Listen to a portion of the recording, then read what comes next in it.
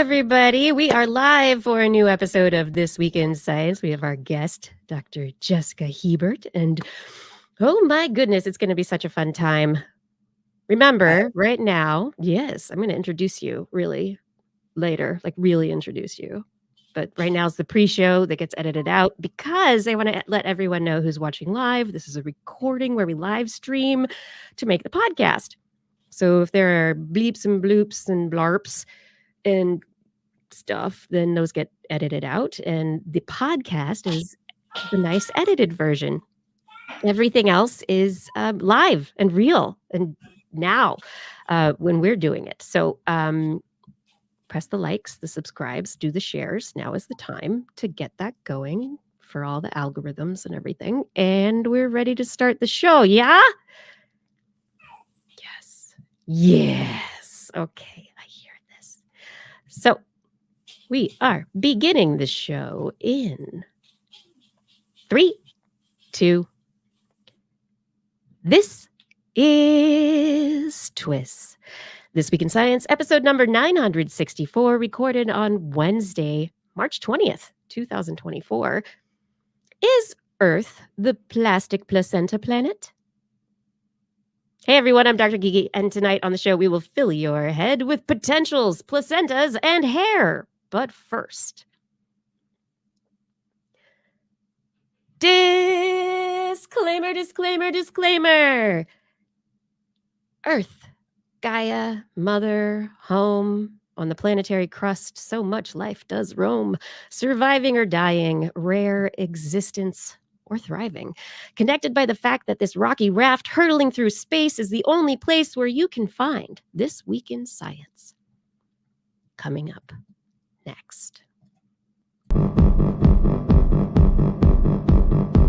I've got the kind of mind that can't get enough. I want to learn everything. I want to fill it all up with new discoveries that happen every day of the week. There's only one place to go to find the knowledge I seek. I want to know what's happening, what's happening, what's happening this week in science.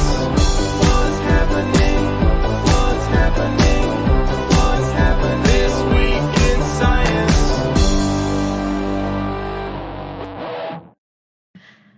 Good science, everyone, and welcome to another episode of This Week in Science. I'm so excited to have you all here. Thank you for joining us. We have a great show ahead.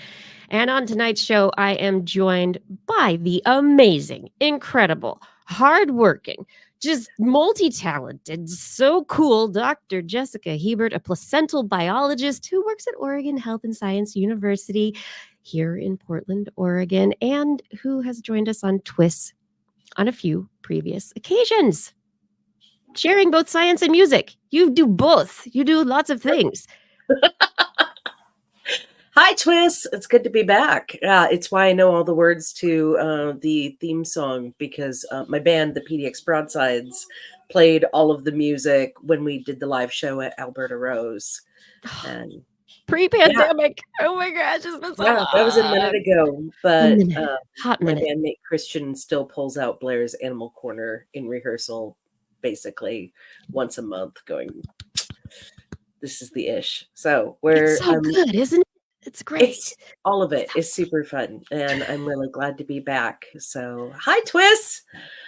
Hi. Thank you so much for joining me and everyone here tonight. I mean, we get a chance to chat with you and talk about science and so much good stuff. I want to let everyone know I have a bunch of stories about some earthy kind of things, plasticky kind of things, baby things, hair things, blood in space. What's that all about? And then we're going to talk about placentas and a lot of other cool things. And so I hope everyone's ready for that. Are you ready, Jessica? I feel ready. Feel like you've got it covered. Also, as we jump into the show, I would love to remind you that TWIS records live weekly on Wednesdays, 8 p.m. Pacific time on Twitch, Facebook, and YouTube. You can look for This Week in Science to subscribe to us on those channels, or on any podcast platform to get the edited version of the show. And we are on social media. Look for TWIS Science, a variety of places. I think we're TWIS Science on Twitch too, but go to twis.org if you want the general info and show notes and all sorts of other stuff. That's the main place to go. But now, it's time for the science. Da, da, da. I try to make it like a big, exciting thing, like science, whatever. Sometimes Science! very good. Something. Gosh, little resonance and Yeah. vibrato. And We'll add the reverb in post. It'll be great. more reverb, please. Just don't use the artificial reverb thing, because that's, then you're like a pop star. Okay, Earth Day's coming. April 22nd annually is Earth Day. So that's going to be in a couple of days. And I just wanted to start the show with the reminder that as much as we talk about climate science and issues related to climate change here on the show, to let everybody know, what's happening and what researchers understand about climate change. Humans are having a planetary impact, but we also have technology that can assist us in reducing our planetary impact. And that's where I like to start, like to keep my brain, these optimistic, solutions-based thoughts, right? So I think like back in February, Oregon State University researchers reported on some carbon capture technology they'd been working on with vanadium, an element that they were able to use very well, and like nickel and other similar elements didn't work the same way, to take carbon out of the atmosphere. That's not this week in science, but it's happening. And this is research that's been going on for a while. And it's just nice to know that there is progress being made. So I think that is one important point. Research progresses, and we are getting to points where this engineering and the technology are starting to work a little bit. How many batteries do you have or have you used in devices in your life, Jess? In my life? Oh, now in your house, like you have a child. How many battery operated things? How many batteries have I had to keep away from my child in the last few years? Well, I mean, and how many of them are recyclable? Some of them, a few of them, or at least rechargeable. But Yes. normally I take my batteries and I take them. We have a battery disposal bucket in the lab, and that's where the batteries go. The batteries and the chemicals, the elements, the compounds that are involved in them sometimes are toxic, cannot be just put into the ground or just thrown in the garbage. They need to be remediated. Lithium-ion batteries, well known for historically starting fires in people's laptops and other, if not paid attention to appropriately. I had a laptop at one point where the battery started to swell so much that the case of the laptop actually broke. That's time for a new laptop. Yeah. I had not paid enough attention to that laptop in a while. Lithium-ion batteries are going to be used for a very long time. They're being used in cars like Teslas and other vehicles for electrical power. They're being used in laptops, in all sorts of devices. And these are the rechargeable batteries, right? But at a certain point, they reach end of life because at the electrodes, there's a chemical reaction that begins that starts to crystallize. There's like these fibers that start to weave and grow within the battery itself. And so those fibers take away the ability of the battery to have a higher efficiency. So how do we get better rechargeable batteries? How do we take the batteries like lithium-ion batteries when they've reached end of life and then potentially recycle them? Can we do that? Right now, the process involves taking the batteries apart separating all the parts and then putting them back together in different ways. So there's a lot of dismantling. There's a high environmental impact. There's all sorts of stuff going on, a lot of energy involved. It sounds very expensive. So it's probably people don't want to do it because it costs money. Yeah. And Yeah. is there a way to do it better? Could we do it better? Well, researchers just published in Jewel, which is a wonderful name for a journal, their work looking at these lithium-ion batteries and developing a method to recycle them more effectively and efficiently. And in their process, they have a recovery reagent that is injected into the batteries so that the batteries don't have to be dismantled. Nothing has to be taken apart. And this reagent reduces electrons and the carrier lithium ions, and it controls a whole bunch of things. So those fibers go away and the batteries get better. Dun, dun, dun. Capacity is improved and everything's happy. Lithium ion batteries can then be returned to the world of use without all of the energy. It looked like in this paper as well that if for some reason the lithium battery itself couldn't be restored fully, they could at least still use a lot of the parts of it in order to make another battery. So there's still kind of that ease of recycling. And I think that's one of the big points here is that we, as we move forward, resources are limited, right? We just discovered, hey, huge lithium mine in Oregon. That's awesome. But still, these are all limited resources until we start mining off Earth, which, of course, is a plan by the New Space Movement. But we have to manage what we've got, not destroy ecosystems, use energy efficiently, make sure that things are sustainable. Like, how do we move forward with a cradle to grave ethos? And I am excited about this particular study because I think it really hits on that. It's what they say in the end of their summary. It's expected to achieve the shortest route in battery regeneration and provide new options for circular battery systems. So cool. Yeah.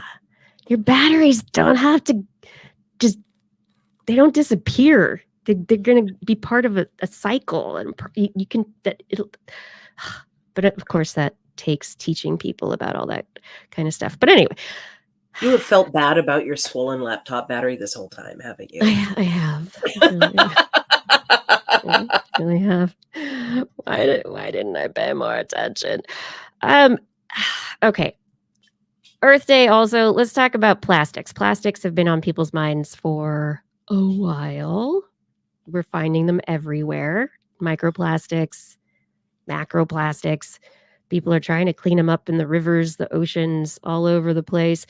And a United Nations program called the Plastchem Project reported, this is out of Norway, NTNU Trondheim, the state of the science and plastic chemicals. And they've been trying to identify and address chemicals of concern.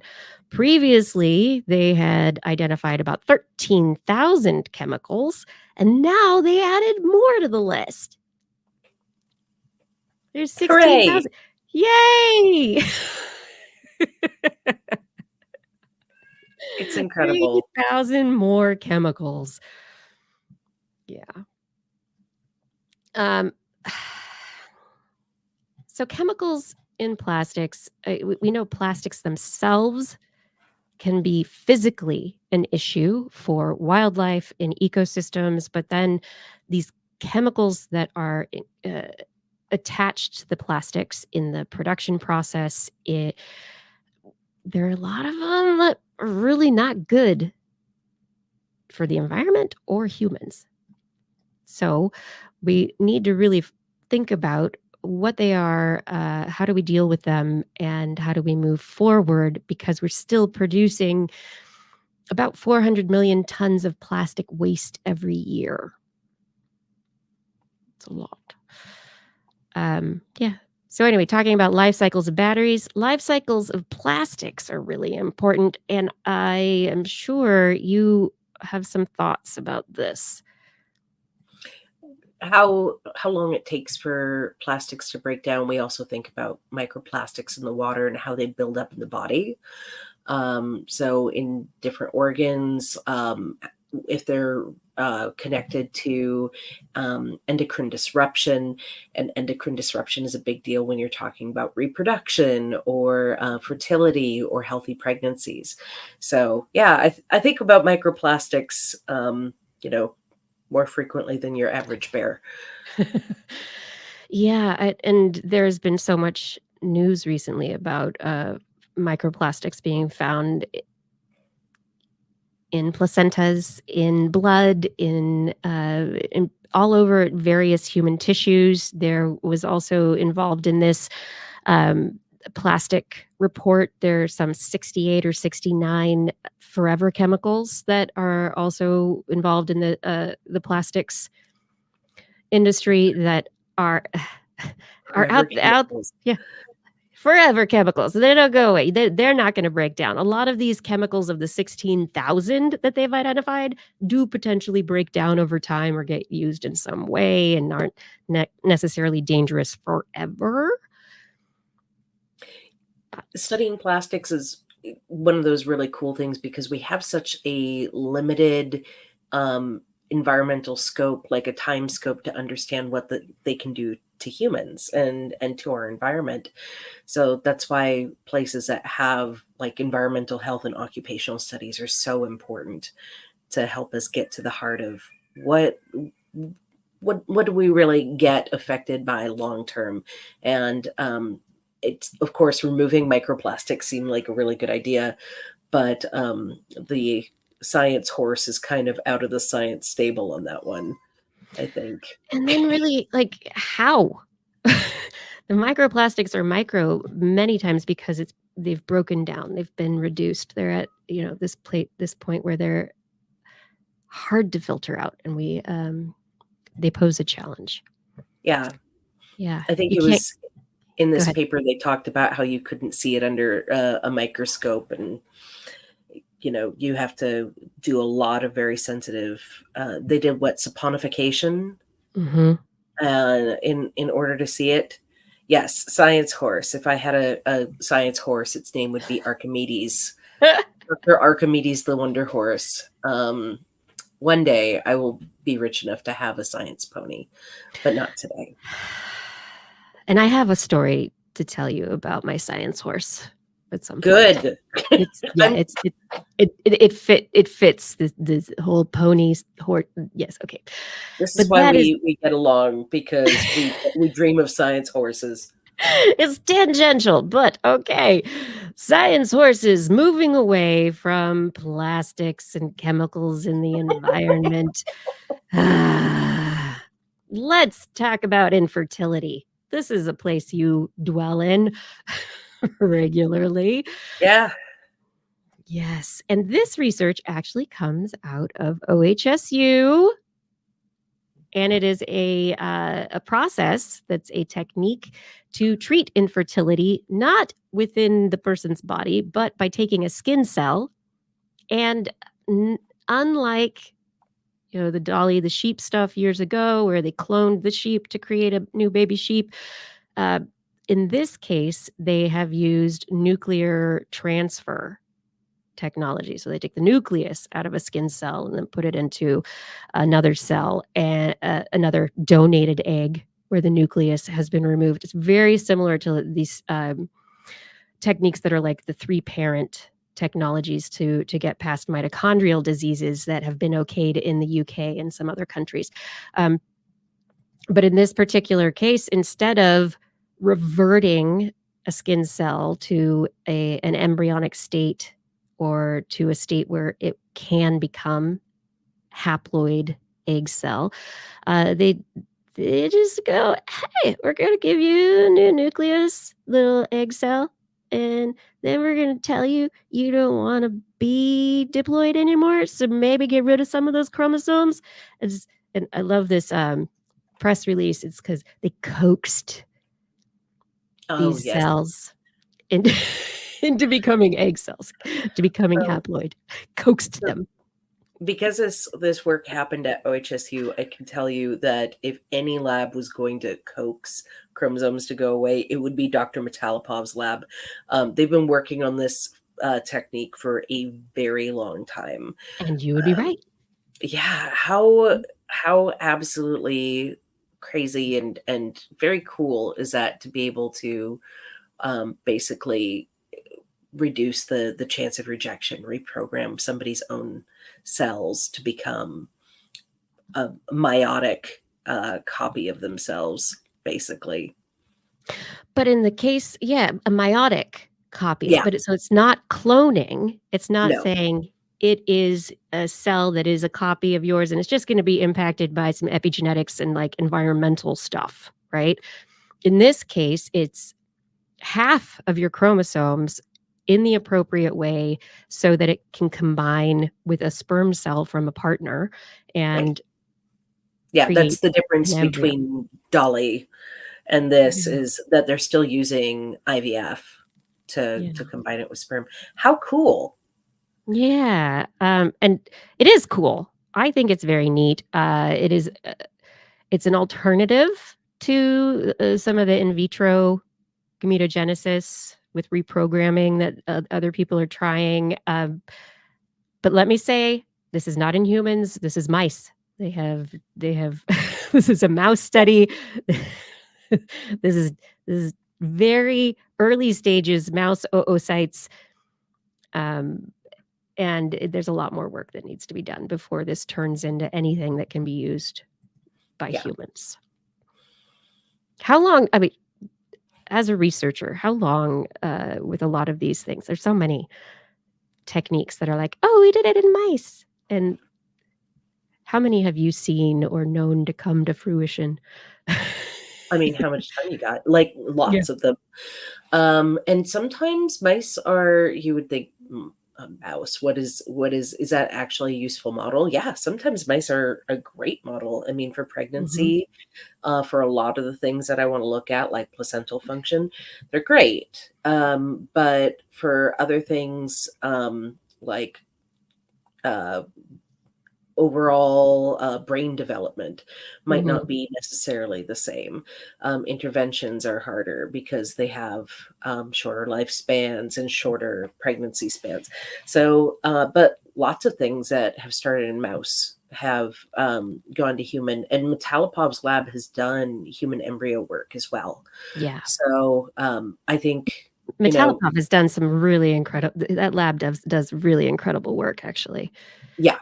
So I think it's possible, but what really helps is if there's already kind of a foothold to get there. So if somebody's already tried something similar in pigs or rhesus macaques, then it makes the translation go so much faster.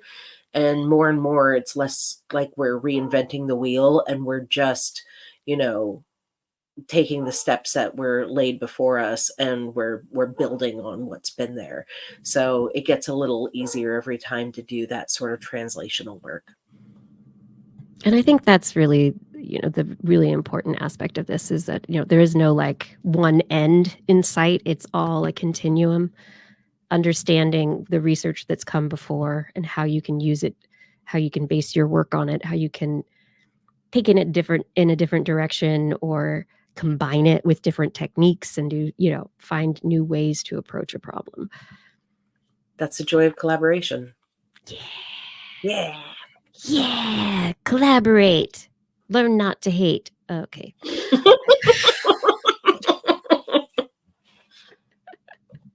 Totes. That. Yeah. All right. News story. Also, let's talk about where hair came from.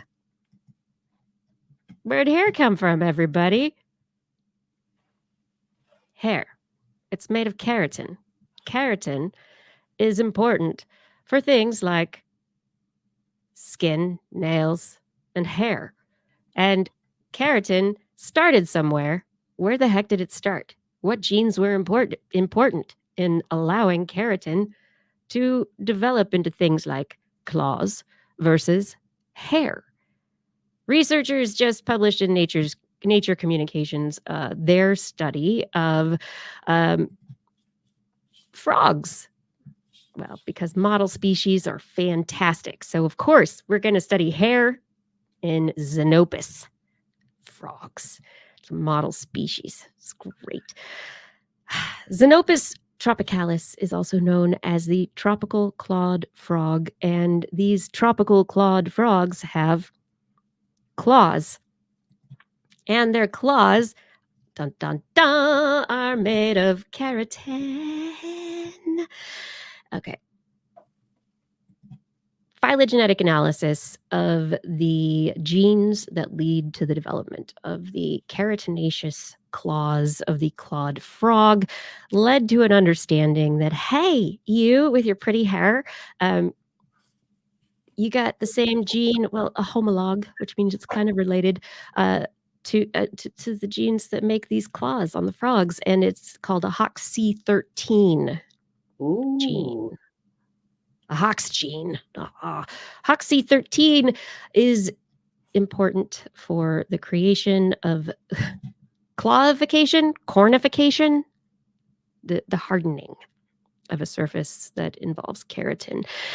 And so the researchers were able to develop an understanding by blocking these HOX genes in their clawed frogs and saying, hey, look, they don't make claws anymore. If we stop the HOX, they don't get claws. And this Can't stop the HOX. Can't stop the HOX. Do you know why they call them HOX genes? Tell me. So it's short for homeobox, and these genes program your body pattern. So the fact that they're at the tips of the claws, like those are going to be at the tips of other other organisms in terms of programming. So homeobox, it's all about body planning. Right. And so they also saw these genes and the HOX and HOXC13 and keratin homologs at the toe tips of axolotls. Nice. We love axolotls. Axolotls, they got a lot of things, a lot of things to show us. So they were able to determine that these genes are prevalent and they are involved in this keratin defining formation function. So like body formation function, but in these particular locations. And so in their work, they're able to come up with the conclusion implications, not looking at actual like mammalian stuff and making people's hair go away or mouse hair go away, but the implication is that once upon a time in our ancestry, we all started with fish or maybe a tetrapod ancestor that gained one of these HOXC13 genes to go on to create what we now know as our lovely locks, HOX to locks. Makes sense. And the hooves of ponies. Yeah, so like you said, like the body function, it's at what places in the body formation did bodies need to protect themselves, and for what function? So Yep. for protection, for durability, or for I guess resilience against temperature. Or enemies. Or enemies. Yeah. If you get bit in the tail, I imagine you would want to be able to get away. Yeah, no. I'm at the point now where I'm like, my hair, I haven't cut it for a couple of years. It's been a while. I don't leave my house very often anymore. So I'm at that superhero point where it's like, don't wear a cape You know, that's like the worst thing a superhero could do when they're fighting a villain. Like they're gonna, No capes. or tie it up really tightly so that you protect yourself. But anyway, we'll move on. So now it depends you. Interesting that you brought up axolotls. I recently read somewhere that it's pronounced asloloch. Of course it is, and we I know. Americanized it, and Yeah, okay, thank you. it's a no waddle word for Yes. water dog. Water dog. Yeah, I hope I'm doing that right. Asloloch, but yeah, I appreciate that, and you know, for years, of course, it's fun to say axolotl because that's the it's sound. a lot of fun. Yeah, Yes, yeah. but it's also not recognizing the language and tradition and place that it came from. So I appreciate that. Oh yeah, no. When we learn things, I don't know. The internet may have lied to me. The internet has lied to me before. I'm gonna need somebody to really, really pronounce it for me so I can do it right. We'll have to get somebody on the show who knows a little bit more about no waddle than either one of us do. And the language and traditions and the influence on science, which could be really amazing. That would be amazing. That would be a cool conversation. I'm sure Let's they're do that. out there. Let's do find that. them. Let's do it. Oh my gosh. Okay, so moving from languages and keratin and our genomes and where our hair came from, let's go to outer space. People want to go to space. There's been a lot of research. There's this great article in Ars Technica Science, right, available now that discusses the many methods that have been researched to shield humans in space from radiation, from solar flares, from the high energy particles that could just, they go right through most stuff. We on Earth are protected because we have these awesome magnetic fields that are like, whatever. We've got Van Allen belts that are like, just follow us, just stay with us, be in the hula hoop. And it's great. But it's a lot of radiation out there. And if we want people in space for long periods of time, we need to protect them. We also need to protect our technology because the technology, quantum bits get flipped and then errors occur. And if you're depending on a computer system to keep humans safe, then that could be an issue. All right. That's a great article. Really, it's going to be linked on our show notes. But the story that I really wanted to get to is published in Forensic Science International reports because as more people live in space, of course, we need to figure out how to do forensic science in space. This paper simulated blood stain patterns in microgravity. They basically were like, hey, we know what blood stains look like in gravity.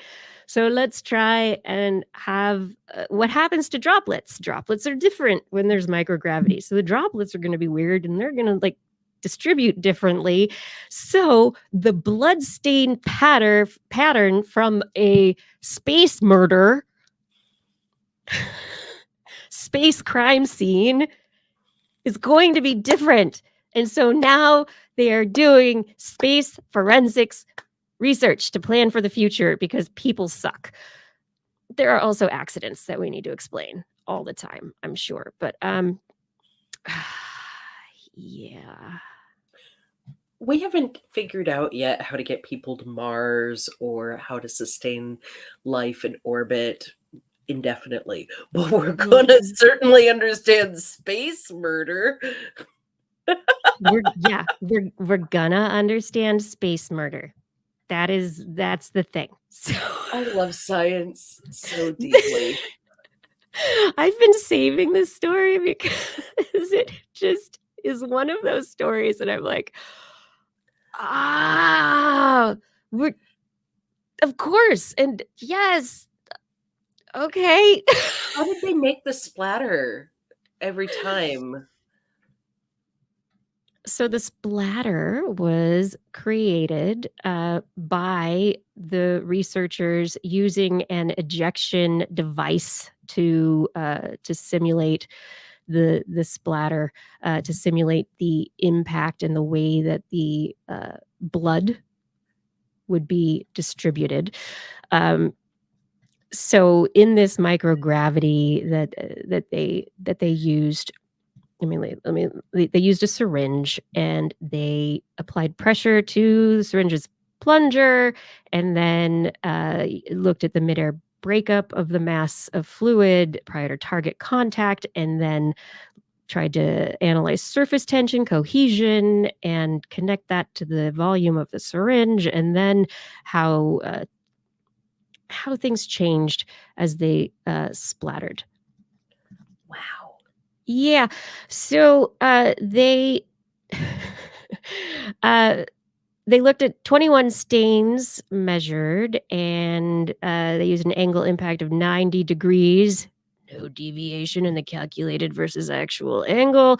And they also, let's see, this data was collected within the Roswell, Georgia Police Department's Forensic Science Laboratory.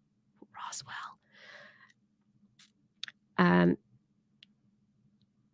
Yeah. Interesting. Yeah. In horror movies, when they're trying to imitate arterial spray, you put the fake blood in your mouth and you spit, and it's the same ejection pressure and pattern as getting an arterial spurt. So Really? yeah, I know. So the syringes are like, I was wondering if they had like the same hand pressure every time, or if they had one of those like micro pumps that was, otherwise you've got that human error. What Right. if like, you get way too excited about space murder and you push the syringe down? I'm so excited about space murder. Squish. I'm going to make that my ringtone after this episode. Dr. Kiki just yelling, I'm so excited about space murder. That's a clip. Oh, beautiful. Yeah. So, and they used a computer program to measure everything. They used horse blood, back to the science horse. And they used the NASA Flight Opportunities program. So they had parabolic flights that were used, and as these experiments were conducted aboard the zero gravity modified Boeing 727 aircraft. So did you even microgravity. need blood at that point on those parabolic flights? You could just study vomit spatter. But vomit is not blood. It has a different surface tension, a different like mass and viscosity. So it's going to be different. Yeah. So they used the air drag was present in the cabin, but gravity was the altered variable. And they say that they used, let's see, in the first and second experiments, 1 cc syringe containing the blood analog, horse blood, was used to project the fluid in a stream on a flight path of approximately 20 centimeters length that would intercept with a target of paper affixed to a foam backing board. They used the hydraulic pressure, and the syringe was only used to set the fluid in motion. Blah, blah, blah, blah, blah, blah, blah, blah. I'm not seeing anything that says that it was not a human. Yeah, it seems like a person squished the syringe. Right. So, yeah, I'm not seeing anything yet that.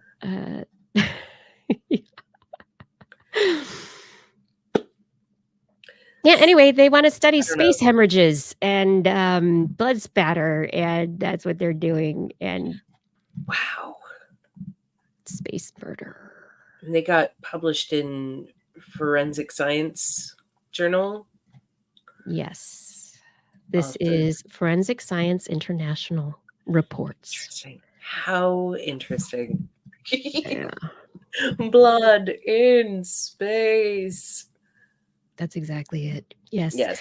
Anyway, it's not the same. Surface tension is a driving factor to the shape and size of a blood stain without gravity. And so it's going to be different in microgravity than it is on Earth. Wow. They're going to have to use different reconstructive formulas when people do space murder.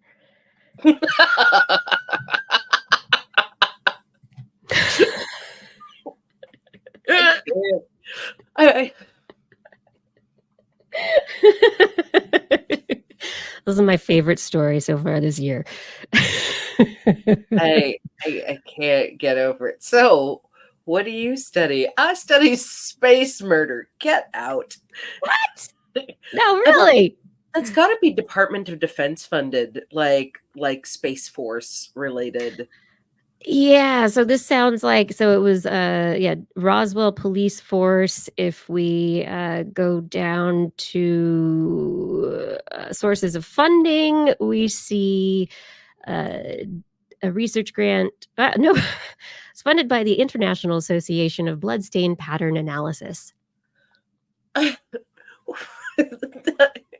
Of course it is.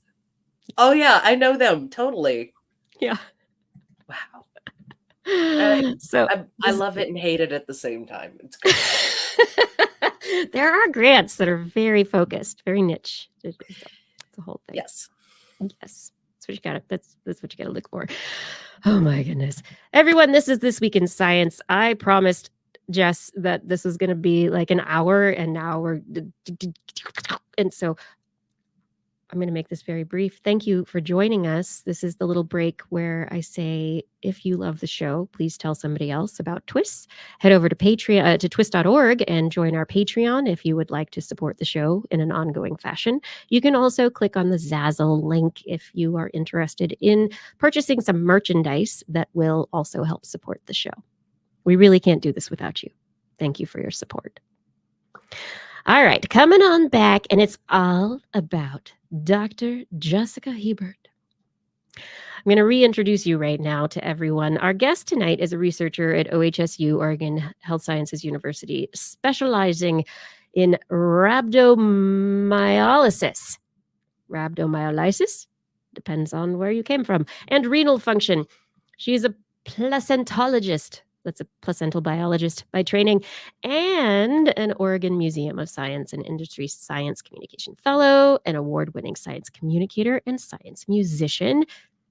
And while we've been talking through the start of the show, it has been a long time since you've joined us. So even though we have talked about your work previously, I would love you to, if you can summarize, what is rhabdomyolysis, and why are you interested in it? And are you still interested in it? And why am I pronouncing it incorrectly all the time? I think I've heard it both ways, as they say on psych, the right way and the wrong way. Ha ha. So yeah, thank you for that introduction. I am a placentologist by training, and but these days I'm a integrative physiologist. I work at the intersection of renal and reproductive health, and I do still study rhabdomyolysis. So rhabdo means muscle, myo from myoglobin, and lysis meaning breaking apart. So I study rhabdomyolysis because you can get something called acute kidney injury from it. Rhabdomyolysis happens anytime you get a crush injury to a muscle, whether that's from falling debris or earthquake victims or vehicle crash victims, or CrossFitters get rhabdo all the time because they overwork their muscles. Spin class enthusiasts, people who do basic training, people who get shrapnel in their legs. So all these ways that you can blow up your muscle, it releases myoglobin and other metabolites into the bloodstream.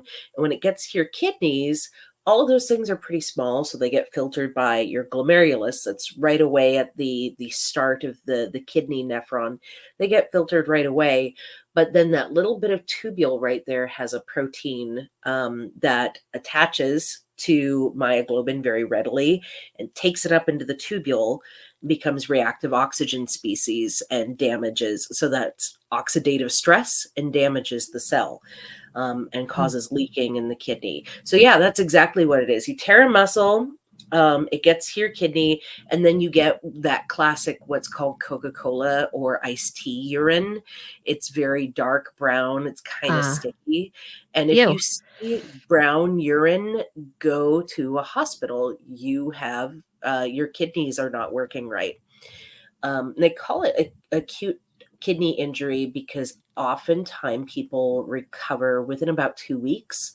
The only treatment is aggressive fluid resuscitation. A lot of people get rhabdo or AKI in such a minor way that it's often subclinical and they can recover at home. But if you see brown urine, go to the hospital. Your creatinine is through the roof. They're going to want to treat you. But this is like work. This is like you've worked out too much, not had enough water. You've pushed yourself too far. Like you've had too much protein, or is it a specific combination of factors that leads to this, or is it like really dependent on the person? It's really dependent on the person, and I mean, you could say that the more muscle mass you have, the more likely it is that you could injure yourself and have muscle breakdown, have more severe rhabdo. But it's what they see in like basic training. There's this crazy figure. It's like 80 to 100% of women in basic training lose their periods. Yeah. And part of that is due to development of muscle and also potentially muscle injury.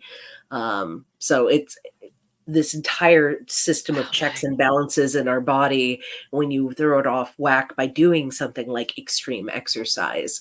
Now I want to know about young athletes who are like, don't get their periods because for a long time, they don't get them at the normal age or the average age because they are working out at such a high level, like gymnasts or, runners or, Yeah, they call it amenorrhea. Uh-huh. Yeah, the loss of a period. But when we say... But if you don't get your period because you're doing that, like if it offsets the beginning of your menstruation, like ability. Yeah. The things that we do to our bodies. Being human's weird. Yeah. So but the take home is be cool. Don't work out too hard. If it's brown, go to the hospital. Yeah. If it's brown, don't flush it down. Go to the hospital. Flush it down. Go to the hospital though. Yeah. Also, that would be fine. Unless they ask for a sample, then don't flush it. We say that rhabdo causes acute kidney injury, but we know that if you recover in about 2 weeks. But if you have any kind of acute kidney injury, you're at a higher risk later of getting chronic kidney disease. It's called SHRED. So stroke, hypertension, reproductive risk, dementia, and death. Your risk of all those things goes up significantly within 3 years. Yay. What? Yeah. And COVID AKI looks and functions a lot like rhabdomyolysis AKI.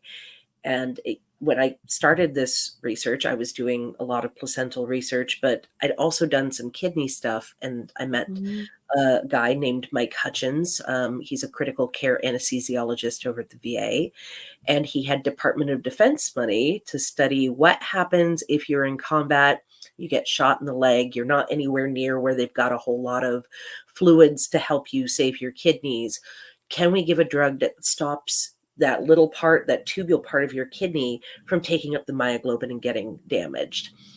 And I said, that's very interesting. If they get all these long-term effects from getting acute kidney injury, what happens when they go to get pregnant? And he said, well, people don't study that because AKI is considered an old people's disease. And I said, old people aren't in combat. Old people aren't doing CrossFit. And so I made a model of acute kidney injury caused by rhabdo in mice. I know. And studied. This is why I asked you this question earlier. This is important. And studied pregnancy, and we found a lot of things, including the fact that being born to parents that had recovered acute kidney injury in their past in mice would lead to the pups dying 3 times more frequently in the perinatal period. Mom's kidneys don't work so well in pregnancy. She's got problems in the glomerulus, dumping a whole lot of protein out of her urine, including a very specific protein that we're developing an assay for now in human urine. Okay, so then you can actually see what's possibly going wrong. Like, Right. yeah. And detect it sooner so that we can, help develop a treatment. A lot of the mouse study work is coming out in a paper that was accepted today in Frontiers in Physiology. So, and it'll be published open access. So keep an eye out. I've got a Google Scholar page and I'm on PubMed, and I'll post about it on Twitter and Blue Sky and all the places too when it's officially out, but it should be out in at least preprint in the next couple of weeks. I'm Learn so all about excited rhabdo. about that. I want to, Me yes. Okay. too. Yeah. Okay. Really Yeah. quick. This is a sideline entirely. Kai, who you met probably ages ago. Like, he's here. You want to say goodnight to everyone? Yeah. Hello. Hi, Kai. Oh, goodness. She's Yeah. Hi. Oh, goodness. Wait, Yeah. He's can I have a 13. earbud? He's 13 now. I don't think I've seen Kai in person since Yeah. you were probably 8 or so. Hi. Oh, my Hello. goodness. Look at you. Yeah. He just had a birthday. He's a teenager now. He's 5'1.5", and he's working on getting taller than his mom. So Yeah. Oh, my goodness. It's That good is to it see you, now. science baby. yeah, she Yeah. said, "Good to see you." Yeah. Yeah. All right, go to bed. Thank you. I love you. Love you. Good night. Oh, he's old enough to babysit my science baby now. Yeah, maybe he wants to make some money and babysit. Actually, I don't Uh, think he wants to babysit. For no. people who don't know, we're both in Portland. We're in the same city. I We never. just don't ever see each other. It happens. It really Yeah. happens. Right.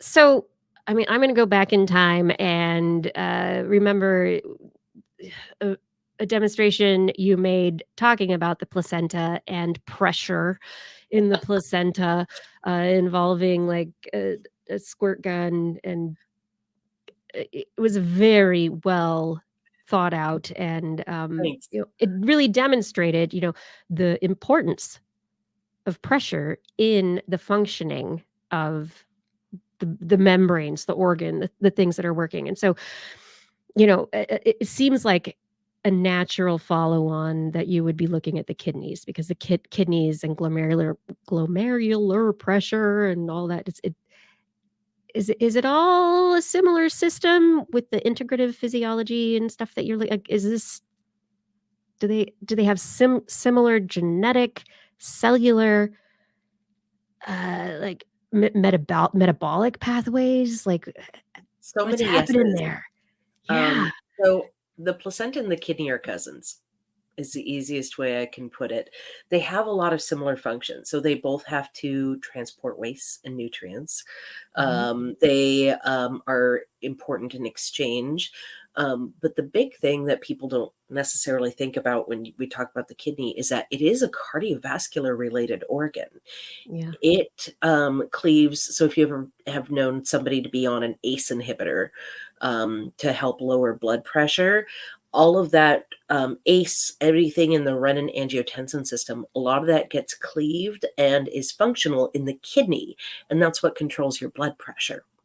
And in the placenta as well, you have this balance of ACE and angiotensin 2 and other things that control blood vessel pressure and formation in order to adequately slow the blood down from the maternal side through to the fetal interface, so that that exchange region gets bathed with blood rather than blasted with blood, which is why I use the super soaker and be like, there's different levels of pressure. So if you turn mom's blood pressure up, Hypertension, that's preeclampsia, in pregnancy. You don't have the ability to slow that blood down. So controlling maternal kidney function in pregnancy is also very important and leads to placental development changes as well. It's all interconnected. It's pregnancy by committee. or organ committee, physiological committee, putting it all together. So your paper is going to be coming out. Is like, can you tell us, implications that are, that you're really excited about, or anything? I mean, if it hasn't been published yet, we have it has been Can we- accepted, so I feel like I can we talk about about it, or is it under Yeah. No, is it under it's embargo? cool. And I just presented a chunk of this at the Society for Reproductive Investigation meeting in Vancouver last week, where it won Best Poster. So people have seen it. It's out in the world a little bit. So long-term implications.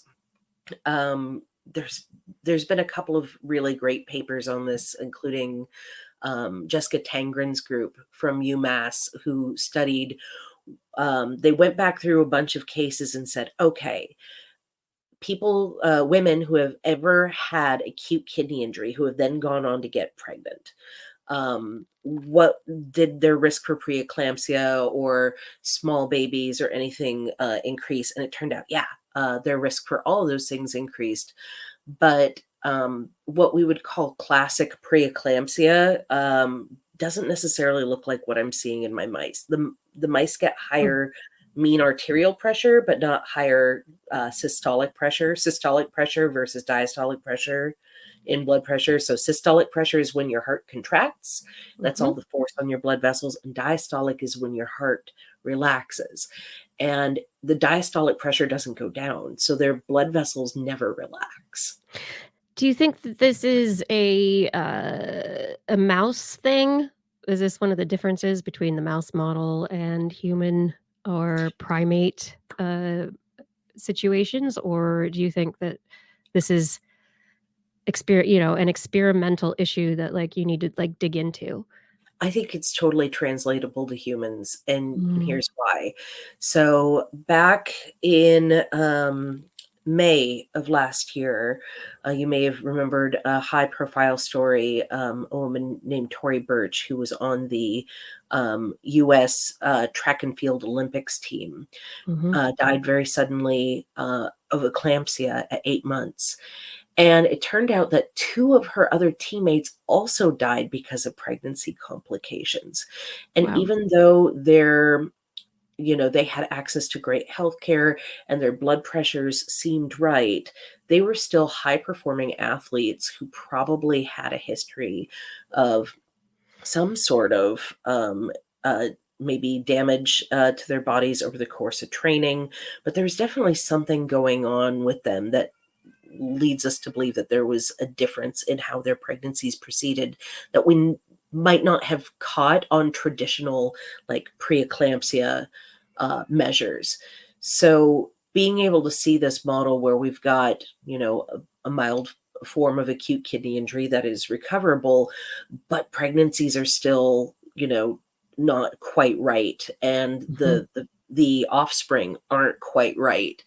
While most of them survive, they tend to have kidney issues Other in issues. later life. Even if those offspring didn't get AKI themselves, it's all developmentally caused. What can we do in order to detect as soon as possible that those pregnancies are in trouble? And if it's not blood pressure, is it a marker in the urine? Is it a marker in the blood? What can we find? And then how do we help it? Yeah, it seems like elite athletes, they'd be measuring creatinine all the time because that's like muscle, how much muscle you're building. And, that's a standard measure for metabolic purposes. So what you're talking about with this new measurement for the kidney function and damage is possibly going to be huge. I hope so. Creatinine is not a great measurement for kidney function for a lot of reasons. We don't have time to unpack all of that. As a physiology lab instructor for many years, yeah, I'm right there with you. Yeah. So the protein that we talk about in the paper, and the protein that I'll be studying in my new American Heart Association grant that I just received last week. Congratulations. Because You kidney related to cardiovascular, as you were exactly. just explaining. And Yes. I'm so glad that they were able to see that and put their belief into women's health, which has been a big topic lately. It's a small protein that if the proximal tubule isn't working, that first part of the nephron, then you see it in high abundance in the urine. It's a small protein called I always get this one wrong. It's RBP4, retinol binding protein 4. So it binds vitamin D. Retinol? Yeah, retinol. Yeah. Vitamin A? Vitamin A. Vitamin A. Yeah. It's Got it. you need all the vitamins, A. A. Yeah. We're all Canadian now. So RBP4 and then albumin gets dumped out of their urine in a huge amount, and albumin is also a pretty small protein. So, I mean, compared to the other proteins, it's like 70 kilodaltons. That's pretty small. Yeah, so that's an interesting thing. Like what the size of proteins are, is how you use them to detect certain things, whether they're useful based on their size. Bigger proteins probably easier to detect in particular assays, but whole other area of study. Yeah. And you did just mention this next topic that we do want to talk about, which is women's health research in general, and how work like yours is being supported by the American Heart Association, and also what the White House and the Biden administration have been pushing forward with their women's health research initiative. I mean, do you think there are moonshots and there are things that presidents do, and women's health has been at the bottom of the list forever. We know that there are attacks on abortion rights and women's health, reproductive rights across our country right now. We've lost them in a lot of places. And generally, research studies, because women do vary in their cycles throughout the month, as opposed to men who just, vary a lot during the day. We've been not studied, not involved in studies, and women, female mice, female birds, female whatever, like not included. It just hasn't been addressed. What are your feelings about this initiative, and how the politics may influence research moving forward? Well, I think it's about time that we put some money into these studies. I mean, so much of what we know about cardiovascular medicine has been designed around male subjects. The long-term effects on the developmental origins of health and disease have been done in men, not women. And that's, and when I say men and women, I mean, largely speaking, from the biological, the assigned at birth assignation, but we also are expanding. Like the Society for Reproductive Investigation has an expanding area into trans medicine, which I think is very important as well. Absolutely. So being able to understand reproductive sciences as a whole, how they affect everyone, is critical. I'm glad to see money going into women's healthcare, particularly into long-term obstetrics and long-term disease vectors, because they haven't been the focus. So this White House posting that you have up right now, I think this was from today, wasn't it?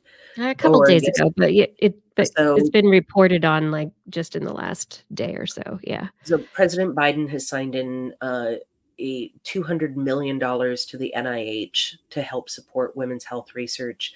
And then the First Lady, Jill Biden, committed $100 million to women's health research.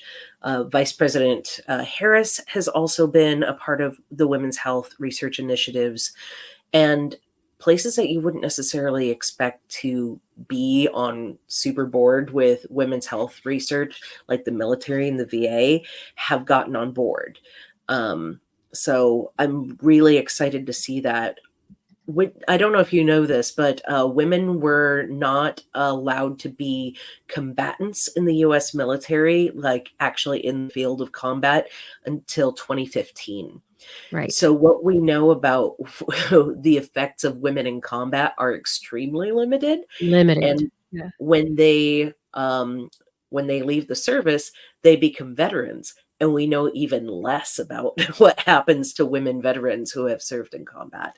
So I'm glad to see these initiatives taking place and supporting long-term health research so that we can actually do some good.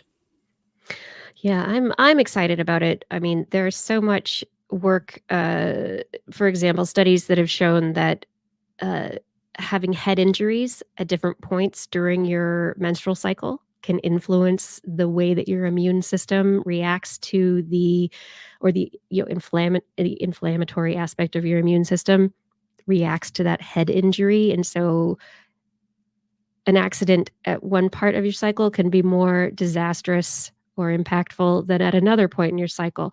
Is this the same to your kidneys? Is this the same to other organ systems in the body? Like estrogen is a huge part of the inflammation cycle. Like all of our hormones and the way they work together with our immune system are so we know so little, Yeah. especially because so much work it's just been limited.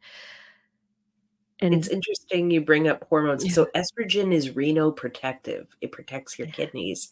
So if you get some sort of kidney injury while you're pregnant, your kidneys typically do a little bit better. But I gave a talk on some of this at the UK preterm birth conference in January. And I'm not a preterm birth person, but my mice are born small, which is important.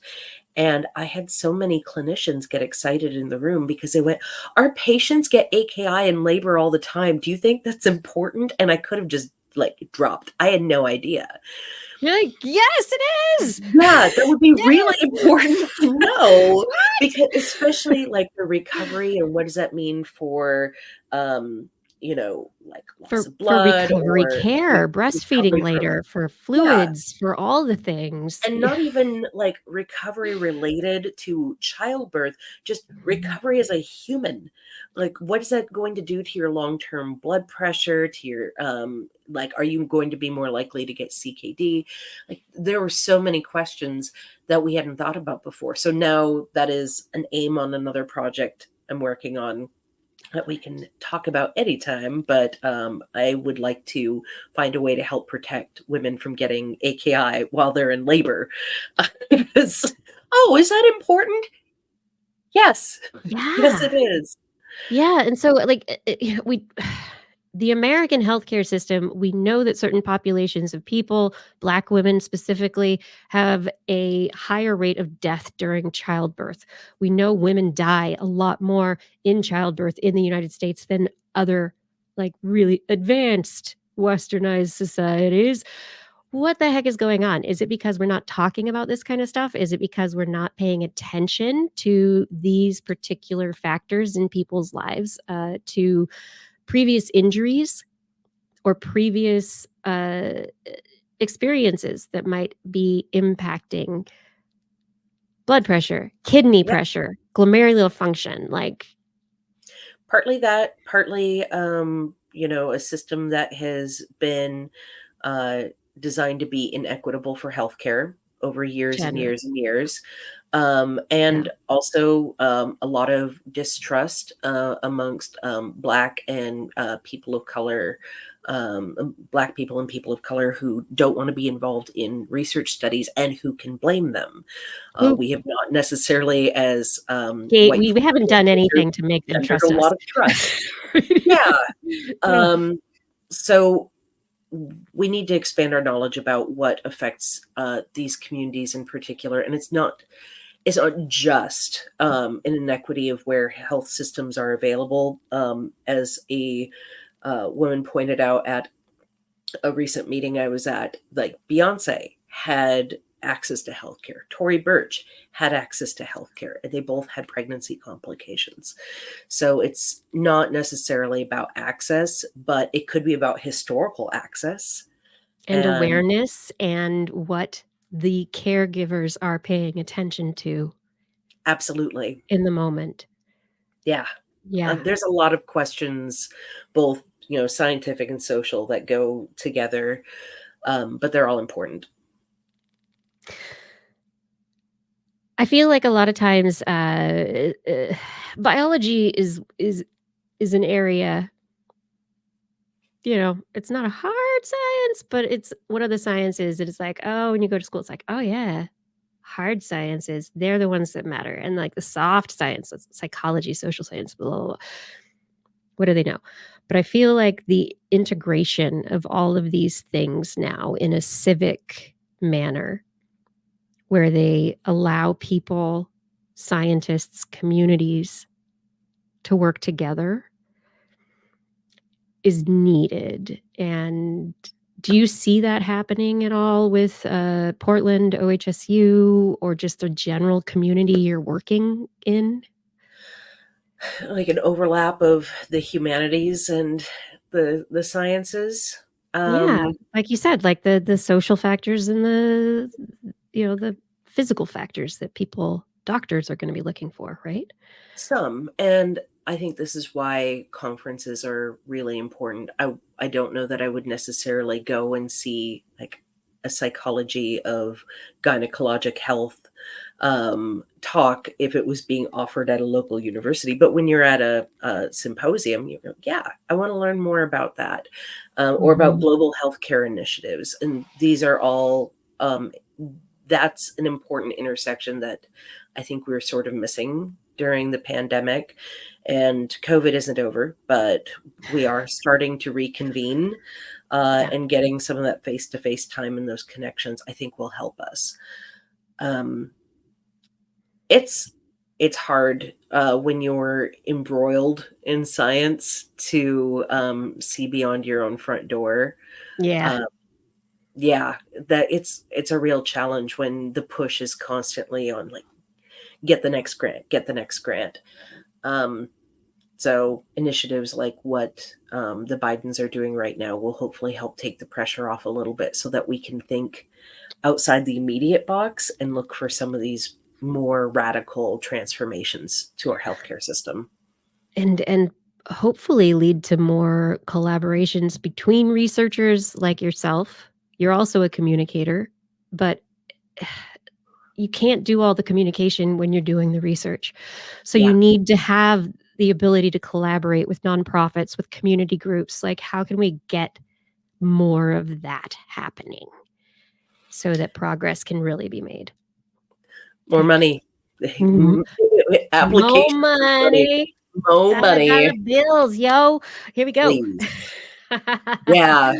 I think that if you don't have someone in your research sphere who is in charge of your science communication and good at it, then you should hire people who are. Yeah. Dr. Kiki has a shingle. Oh my gosh. I did want to ask about the plastics in the placenta research, but I do know that I've kept you much longer than was discussed. So do you want to go there, or do you want to discuss anything else before we end the show? My thoughts about plastics in the placenta can be summed up pretty briefly. It's bad, okay? Okay. Well, especially so the placenta is my favorite temporary organ, because it's the only temporary organ. And the fact that we see buildup of microplastics in the placenta at rates that we would see buildup in some of the other tissues of the body over the course of 40 weeks is a little bit scary. And microplastics come with endocrine disruption factors. So if you have, this very carefully balanced pregnancy by committee going on with estrogen and angiotensinogen and all of these factors working together, disruption of that is going to disrupt the potential for fetal development. So it's not great. But I think that research is still pretty bleeding edge, because there's only so much we understand like And there's like only so leading many. edge, like space murder. Exactly. Yeah, it is on the edge where there's only a small number of papers that really are heading that direction, where we're showing like the number of papers that actually support that microplastics are deleterious to animals in the oceans or the environment. It's very small. Physically, yeah, it's bad for turtles and fish to swallow plastic. That's bad because then they're not eating food. But like what you're talking about, the chemical factors, the endocrine disruptors, all the others, we need more work. Yeah. It's not enough yet. It's not enough. Continue to talk to your lawmakers about getting money to science. And also, if you happen to have a wealthy relative who wants to donate to a foundation, Yeah. I love money and making science, and I would be happy to tell you how to do that. But yeah, you can. Good. Did you know that foundations will let you just give them money to do things? Yeah. Yeah, I don't Yes. think And everybody knows that. yes, you can also start your own trusts if you are wealthy enough to start a trust for a particular function and can get a nonprofit or a foundation to be a manager of that trust and how it gets distributed. There are so many things, but That sounds really nice. How do I get I'm one of those? Why did I yeah, choose this life of crime? let's talk about that. Doing the science, communicating the science, neither of these things well funded at this point in time. No, but we do it because we love it and because it needs to be done. And I wouldn't trade it for anything. And you are incredible. But You're absolutely amazing. And I know that you're going through it with a 2-year-old, your family, you've been doing docking, you're looking for a professorship, associate professorship, like all the things and the grant funding and the research and the music and the pirating and all. my life is weird. It's true. You, But if I didn't you, have some of the weird outside of it, I wouldn't survive yes, good balance. the rest of it. And like I said, found out that I got American Heart Association Career Development Award, and that helps tremendously. And I will be making a job transition here in May. And I'll be leaving the world of postdoc behind and joining the faculty at OHSU nephrology. So that will make my life a little, I'm very excited. Nephrology will be a good home for me. It will, and I can't wait to introduce you with a new title. Yay! Yeah, That's gonna be exciting. tentatively May that I'll be Dr. Instructor Hebert. Doctor, instructor. Mhm. Yeah, Thank you for joining me tonight. of It's been course. No, it was my pleasure. I love you. I love This Week in Science. Your audience is always the best. So it's a pleasure to get to come on and talk about not just my science, but the cool stuff that's happening out there that we read about and then we don't have anyone to yell at about. So let's yell at each other. Space murder! Blood Space! in space! I can't believe that was. I'm both glad and horrified that space murder forensics was I saved funded. it just for you. Thank you. I feel blessed. Hashtag blessed by space murder. Oh my god. Do you have any upcoming things, media links, anything you would like to share with everyone before we go? Do so I have my paper coming out in Frontiers in Physiology very soon. But in the meantime, you can check out my Google Scholar. I'm also Dame_DNA on Twitter. And my band, the PDX Broadsides, we sing about science and space and fandoms and feelings and Nathan Fillion's butt. We're going to be doing a set at the Alberta Rose Theatre in Portland on March 31st as part of a benefit for a place called the Steep and Thorny Way to Heaven. There's my Google Scholar. They were damaged by the ice storms in Portland in January, and they lost their performance space, and we're very good friends with them. So it's a resurrection benefit on Easter Sunday with singing and burlesque and opera with suspension and I can't interactive. Wait. Yeah, Opera with immersive. suspension? Yeah, she's like a suspension artist and does ritual opera. I can't even begin to Wow. describe it. It's incredible. I And can't. immersive This is Shakespeare. amazing. And it's pretty crazy. So Resurrection at Alberta Rose on March 31st. Those tickets are available now. And we've got some Awesome. special songs ready for you.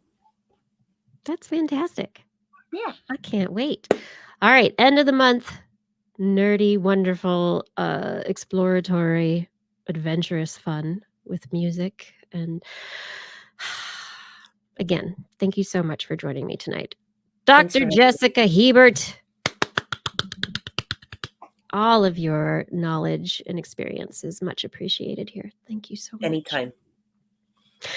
All right, I'm going to do the outro in the show, and you, if you'd like to stay for all of it, you may. If you want to like and go family, I will stick around for like 5 minutes, and then I hear my son doing nonsense.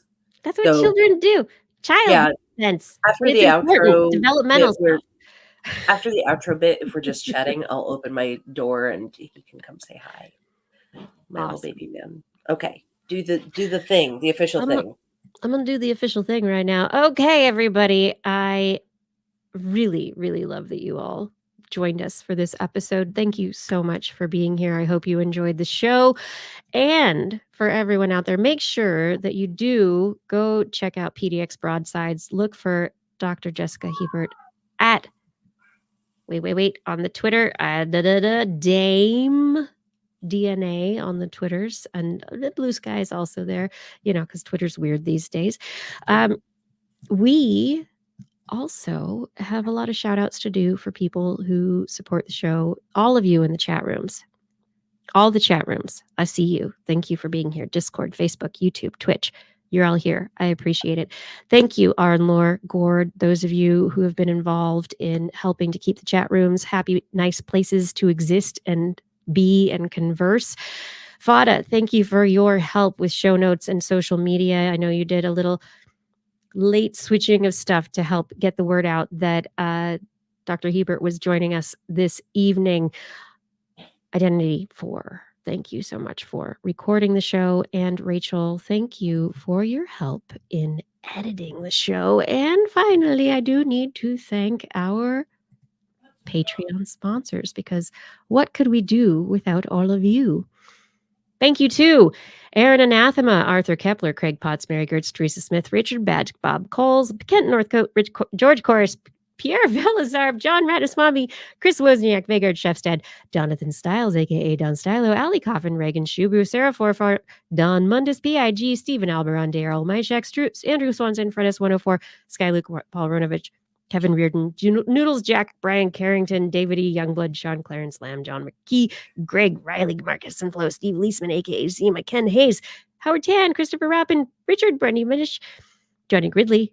You were in town this week. Where'd you go? Remy Day, Flying Out, Christopher Dreyer, Greg Briggs, John Atwood, Rudy Garcia, Dave Wilkinson, Rodney Lewis, Paul, Rick Ramus, Philip Shane, Kurt Larson, Craig Landon, Sue Doster, Jason Olds, Dave Neighbor, Eric Knapp, Alon Makes, EO, Adam Mishkan, Kevin Parachan, Aaron Luthen, Bob Calder, Marjorie, Paul D. Disney, David Silverly, Patrick Beccararo, and Tony Steele.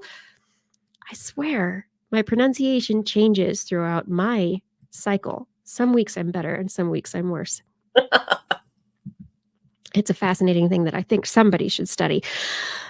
Beyond that, Patreon sponsors, we cannot do this without you. So thank you all for your support. And if everyone out there would love to join the Patreon sponsors, head over to twis.org, click on the Patreon link, and help us do what we do. You can choose your level of support. It's pretty awesome. On next week's show, we're going to be back Wednesday, 8 p.m. Pacific time, broadcasting live from our Twitch, Facebook, and YouTube channels. Woo, woo, woo, all these places. But if you want to listen to us as a podcast that's edited and a little cleaner, just head for wherever you go for podcasts, not Google Podcasts anymore because they're shutting down. Find another podcast platform. Wherever you go, look for This Week in Science. If you enjoyed the show, share it with your friends as well. Get them to subscribe. Like, take their device and subscribe for them. Help them make it happen.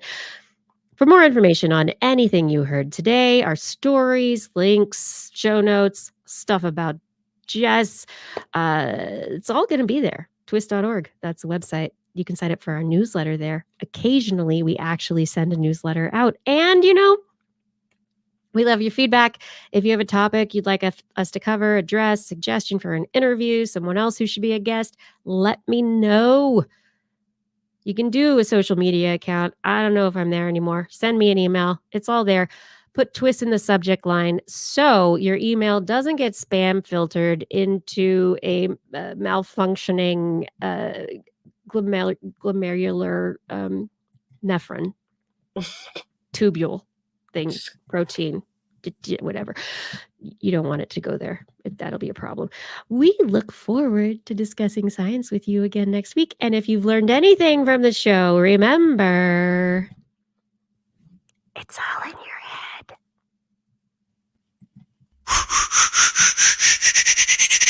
This week in science. This week in science. This week in science. This week in science, it's the end of the world. So I'm setting up shop, got my banner unfurled. It says the scientist is in, I'm gonna sell my advice. Show them how to stop the robots with a simple device. I'll reverse global warming with a wave of my hand. And all it'll cost you is a couple of grand. 'Cause this week's science is coming your way. So everybody listen to what I say. I use the scientific method for all that it's worth. And I'll broadcast my opinion all over the earth. 'Cause it's This Week in Science. This Week in Science. This Week in Science. Science. Science. This Week in Science. This Week in Science. This Week in Science. Science. Science. Science. I've got one disclaimer and it shouldn't be. Science. Science! We made it to the after show, everybody. Doing a podcast every week is a lot. That is a labor of love. It's been. It is. Yeah. Sometimes This I'm like, it's a long time. You're almost at episode 1000. What are you going to do? I don't know. I've thought about doing like some kind of a festival kind of thing and trying to get people to come in person, but I don't know if people would like try to get like cool science communicator people and then like make a party and people talk about, and then like, I don't know, people could buy tickets and come and then it would be a live show. And I don't know. I think it could be a lot of fun, but yeah. Alberta Road live show. Do it. Yeah, I have this little dream in my head of like this live show thing with lots of cool people, and it's only 46 weeks away, so that's less than a year. Sometimes you're like, oh, so long. It's basically a full gestation and a 6-week baby. It's not that far. It's not that long. It's not that long. It's fine. Now that we're done, and we are chatting after show. It's after show. We're live, but it's after show. Oh, Paul, you'd come to Portland for TWIS 1000? That's right. The train ride would be amazing. Yes. I'm opening my office door now, which means my child will come steaming in at any point. There is no longer restrictions on your behavior. Running. Fada, thank you so much again for running things in the chat. Uh-oh, running baby. Ah, bye-bye. Oh my goodness. This Hello. is Hudson. Hello, Hudson. How are you? Are you good? Can you say hi? I like your little onesie. That's very cute. You can say hi. You say hi all the time. Say It- hi, Dr. Kiki. Hello, Hi, Hudson. Dr. Kiki. Hello, Hudson. I feel like that's like a dark side Star Wars onesie thing. It totally is. He's Like- our little Darth Vader. Are you Darth Vader? You're You not Darth Darth Vader? Vader. No. No. Yeah. Yeah, Yeah. You're Darth Vader. he might be. You He's a say very Hudson, aka Darth Vader. Darth Vader. No, I don't. No, okay. No. Aw. Oh, lots of people want to come down. Yeah. You want to Oh, 46 people who weeks from now. You'd be big enough. You want to be the MC? Yeah, he'll be the MC. He just God, said. you're gonna. Okay. I Yeah. will. Your mom and I have experience. We can totally train you in the MC skills. It'll be great. Well, and his dad. His dad Yeah. is an actor and an MC. Yeah. Do you He's a like very- science, Hudson? Yeah, you do.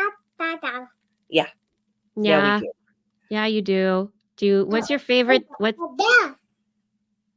do you like animals? He does. He loves his doggies. Oh, we found the button. That's right. Excalibur's engineering says that Hudson is still Anakin. It's still in. We are going to go have dinner. But yeah? Mm. Is it dinner time? We're going to go have a burrito with your Are you having- papa. I love burritos. Do you love burritos? I love burritos. They're Yum, so yum, yummy. yum, yum. Yeah, we're not rolling dice, man. Wednesday night is always burrito night because usually mommy and daddy have other things to do.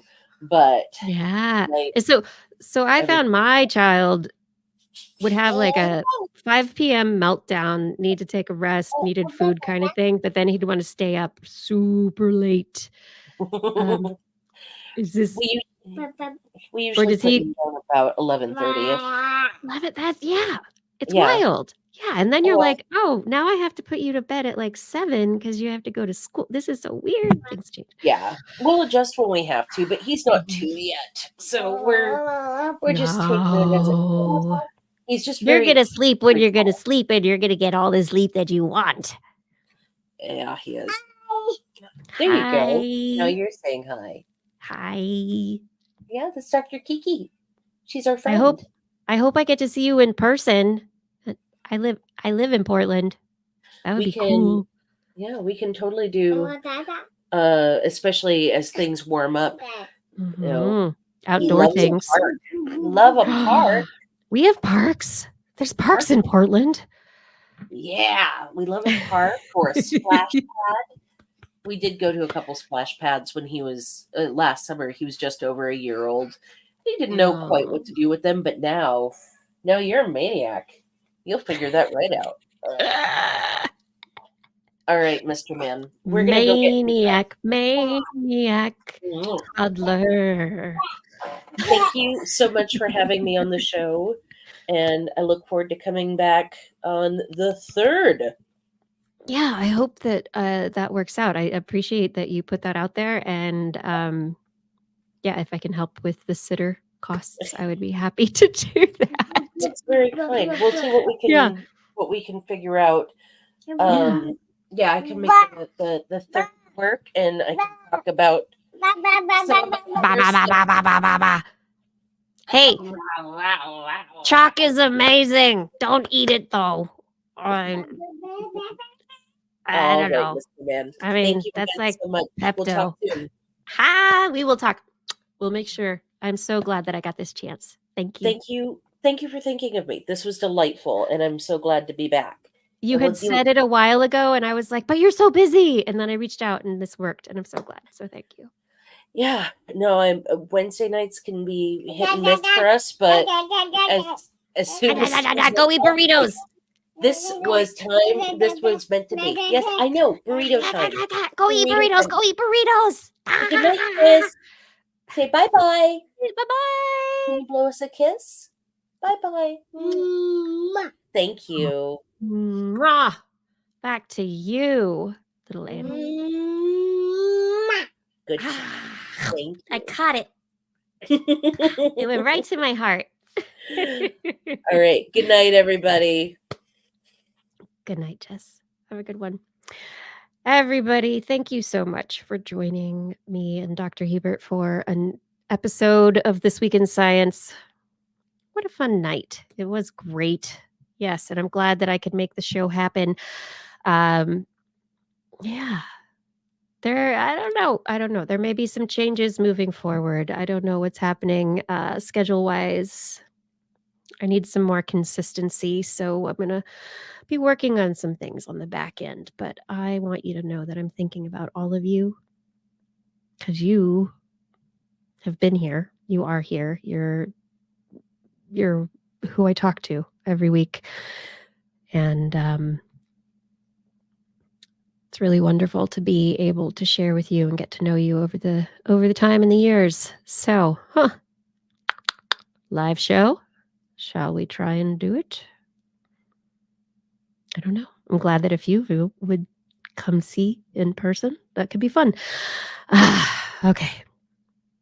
But it's a Wednesday. It's 9:44 here on the Pacific time zone, and I'm going to go check on my 13-year-old who probably has not brushed his teeth and is not in bed yet. So I'm going to go take care of those family things. And thank you all for joining once again. And I look forward to seeing you next week. Remember, stay healthy, stay safe, stay curious, and as Justin would like to say, stay lucky, because that's a big thing. Good night.